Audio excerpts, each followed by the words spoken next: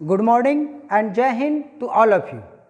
आज हम लोग भौगोलिक खोज के बारे में विस्तार पूर्वक अध्ययन करेंगे। भौगोलिक खोज जिसे इंग्लिश में हम ज्योग्राफिकल डिस्कवरी भी कहते हैं। सबसे पहले हम लोग ये जानने की कोशिश करते हैं कि भौगोलिक खोज क्या है, भौगोलिक खोज का अर्थ क्या है शाब्दिक। तो देखिए हम समझने की कोशिश करते हैं।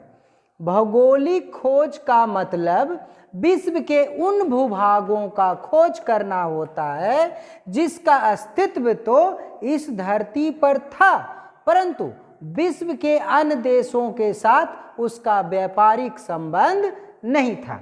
कहने का तात्पर्य यह है कि विश्व में पहले से ही वो सारा देश मौजूद है, लेकिन उसके साथ किसी प्रकार का व्यापारिक या सांस्कृतिक संबंध नहीं था। जैसे क्या है, मान लिया जाए ये हमारा भारत हो गया, ये हमारा क्या हो गया, इंडिया हो गया। अब भारत हो गया, यहाँ पे कोई देश है, यहाँ भी कोई देश है। अब ये दोनों के बीच में आपस में व्यापार चल रहा है। अब व्यापार के साथ साथ सांस्कृतिक का आदान प्रदान भी हो रहा है, संस्कृति का आदान प्रदान भी हो रहा है, क्योंकि कोई भी देश कहीं भी एक दूसरा जगह जाता है तो वो सिर्फ व्यापार सामान लेके नहीं, और सामान लेके नहीं आता है, अपने साथ अपनी सभ्यता, संस्कृति, खान पान, रहन सहन सब कुछ ले जाता है। तो ये सब मान लिया जाए भारत हमारा देश मौजूद है, लेकिन ये सभी देशों के साथ अभी तक ना ही तो इसका व्यापार हो पाया और ना ही कोई सांस्कृतिक संबंध बन पाया। तो इसी सभी देशों को खोजने के लिए, ये नहीं कि सिर्फ भारत को ही, बहुत सारे ऐसे देश थे जिनको कि संबंध बढ़ाने के लिए, व्यापारिक और सांस्कृतिक संबंध बढ़ाने के लिए जो खोज शुरू हुआ, उसी खोज को हम क्या बोलते हैं, भौगोलिक खोज। अब मतलब समझ गए होंगे कि भौगोलिक खोज का मतलब है कि उन सभी देशों का विश्व में खोज करना है जिनके साथ अभी तक किसी भी प्रकार का व्यापारिक संबंध नहीं बन पाया है। तो देखिए अब कैसे कैसे करके क्या क्या संबंध बना, जो ध्यान दीजिए। सबसे पहले हम लोग चलते हैं प्राचीन काल एवं मध्यकाल में। तो प्राचीन काल और मध्यकाल में भी यूरोप महादेश और एशिया महादेश, चूंकि हम जानते हैं कि महादेशों की संख्या कितनी है, 7 है। तो 7 महादेशों में ये जो यूरोप महादेश है और एशिया महादेश है, ये दोनों महादेश के बीच भी व्यापार चलता था। वो रास्ता कौन था, किस रास्ता के साथ व्यापार होता था, कुस्तुनतुनिया के रास्ते। कुस्तुनतुनिया के रास्ते ही सड़क मार्ग था, उसी के रास्ते व्यापार होता था, आवागमन होता था। सभी व्यापारी जाते थे, आते थे, एक देश से दूसरे देश, एक महादेश से दूसरे महादेश। अब क्या होता है कि 1453 ईस्वी के आसपास की बात है। इसमें क्या किया कि तुर्कों ने, जो तुर्की लोग था, वो कुस्तुनतुनिया जो स्थान था, इस पर अपना आधिपत्य जमा लिया, उस पर वर्चस्व काम कर लिया। अब जब उसने अपना आधिपत्य जमा लिया तो अब क्या करने लगा, जो भी व्यापारी कुस्तुनतुनिया के रास्ते आने जाने लगा, उससे बहुत अधिक मात्रा में टैक्स वसूलने लगा, कर लेने लगा उससे। अब जब टैक्स लेने लगा तो फिर व्यापारी को कैसे फायदा होगा, उसको मुनाफा हो नहीं रहा था। तो सब लोग परेशान थे कि अब क्या किया जाए। क्यों? क्योंकि उस रास्ता पर तो तुर्कों ने कब्जा कर लिया, बहुत ज़्यादा टैक्स ले रहा है। तो अब क्या किया जाए, दूसरा देश के साथ कैसे व्यापार किया जाए। तो इसके लिए अब एक ही सॉल्यूशन पता चल रहा था कि क्यों नहीं हम समुद्र के ही रास्ते जाएं। तो समुद्र का रास्ता उस समय उतना आसान नहीं था, क्योंकि उस समय उतना अच्छा बड़ा बड़ा जहाज का नहीं बनाया गया था, और साथ ही उतना अच्छा तकनीक का भी आविष्कार नहीं हुआ था, तकनीक भी नहीं पता था सबको। तो कैसे फिर वहाँ पहुँचा जाए। तो ऐसी स्थिति में कि उधर से रास्ता खोजे। देखिए 2 व्यक्तियों ने बहुत सहायता की थी। यूरोपियन महादेश जो है इस सब में आगे था, और यूरोपियन महादेश जो है, यूरोपियन महादेश इसलिए भी आगे था कि वहाँ के लोग सपोर्ट करते थे, कोई भी कहीं जा रहा है खोजने के लिए, ये कहीं भी जा रहा है व्यापार करने के लिए। जैसे देखिए स्पेन की महारानी उस समय थी ईसाबेल। तो ईसाबेल अपने सभी व्यापारियों या जो भी खोजना चाहें, कहीं भी जाना चाहें, समुद्री रास्ता खोजना चाहें या किसी दूसरा देश में जाना चाहे, तो स्पेन की महारानी ईसाबेल उनको बहुत सहायता करती थी। उसी प्रकार देखिए पुर्तगाल के सम्राट थे हेनरी द नेविगेटर। तो हेनरी द नेविगेटर है, ये भी बहुत सहायता करते थे कि कोई भी व्यापारी जाए, अपना रास्ता ढूंढे और व्यापार करे, उसके साथ संबंध बढ़ाए। ये बढ़ाना चाहते थे, तो ये बढ़ाना चाहते थे संबंध। तो इस वजह से भी सभी लोग ये भौगोलिक खोज की ओर आगे बढ़े। अब देखिए, प्राचीन काल में तो यूरोप और एशिया के बीच व्यापारिक संबंध था। ये तो बाद में जाके जब 1453 ईस्वी में तुर्कों ने आधिपत्य जमा लिया तो व्यापारिक संबंध खत्म हो गया। लेकिन उस समय भी ऑस्ट्रेलिया और अमेरिका के साथ किसी भी देश का व्यापारिक संबंध नहीं था। मतलब ऑस्ट्रेलिया और अमेरिका ऐसा नहीं कि मौजूद नहीं है, लेकिन उसके साथ किसी प्रकार का व्यापारिक संबंध नहीं था। तो लोग जान भी नहीं रहे थे कि कोई देश उधर भी है, क्योंकि संबंध ही नहीं था। तो अब देखिए, 1492 ईस्वी में क्रिस्टोफर कोलंबस जो कहाँ के रहने वाले थे? स्पेन के। अभी हम बताएं कि यूरोपियन महादेश में स्पेन भी एक जगह है, वहाँ की महारानी इसाबेल सबको सहायता करते थे रास्ता खोजने में। अब जो है उसको सहायता करते थे, आर्थिक रूप से सहायता कर दिए या फिर जहाज बढ़िया बढ़िया बना के दे दिए, ऐसे करके सहायता कर रहे थे। तो उसी समय 1492 ईस्वी में क्रिस्टोफर कोलंबस, जो कि स्पेन का रहने वाला था, ने अमेरिका की खोज की। और अमेरिका की खोज की, लेकिन इनको क्या लगा कि हम कोई भारतीय उपमहाद्वीप पहुंच गए, क्योंकि ये जो क्रिस्टोफर कोलंबस थे, इनको पता था किसके बारे में? भारत के बारे में। चूंकि प्राचीन काल मध्यकाल में किसके बीच व्यापार हो रहा था? यूरोप और एशिया के बीच में व्यापार होता था। तो क्रिस्टोफर कोलंबस को भी लगा कि चलिए हम समुद्री रास्ता खोज लेंगे भारत जाने का।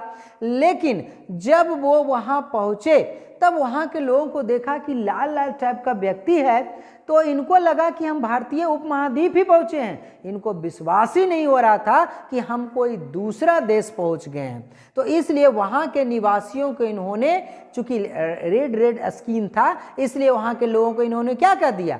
रेड इंडियन कह दिया। तो रेड इंडियन किनके द्वारा नाम दिया गया? क्रिस्टोफर कोलंबस के द्वारा।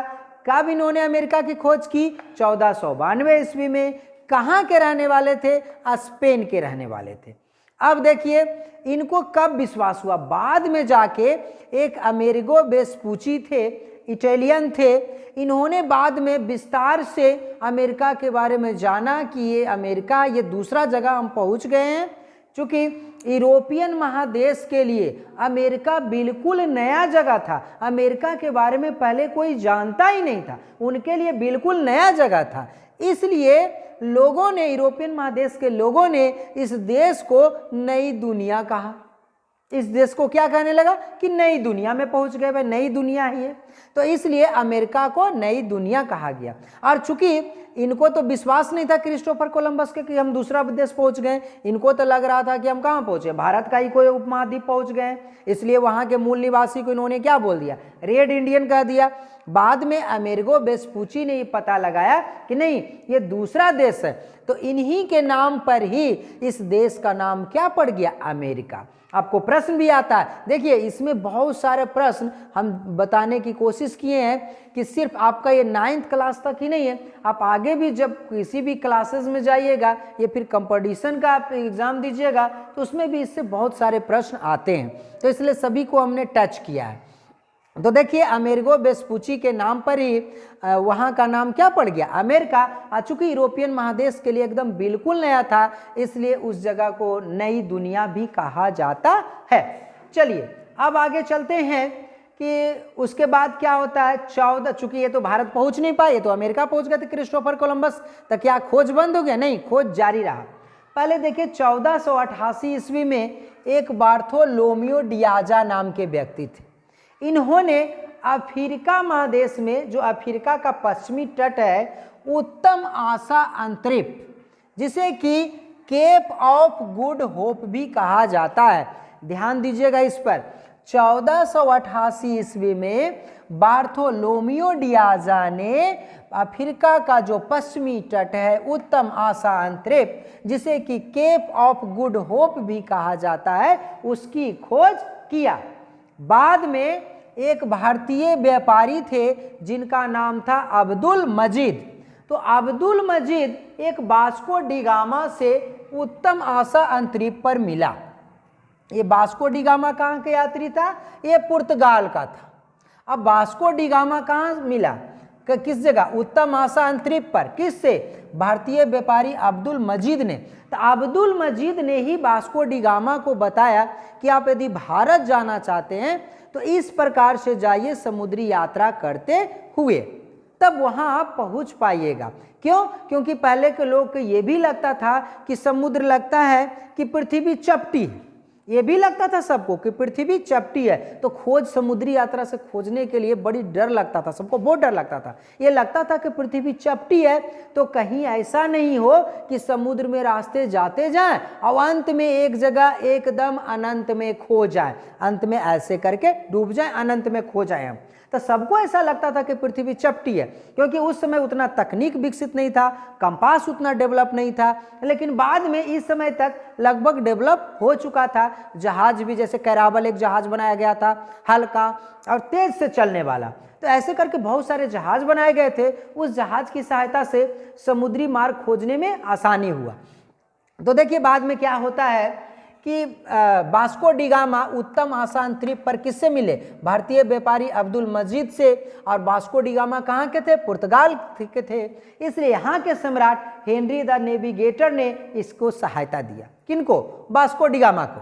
बाद में ये जब समुद्री यात्रा से जा रहे थे तो 1498 ईस्वी में वास्को डी गामा, जो कि पुर्तगाल का रहने वाला था, ने भारत की खोज की।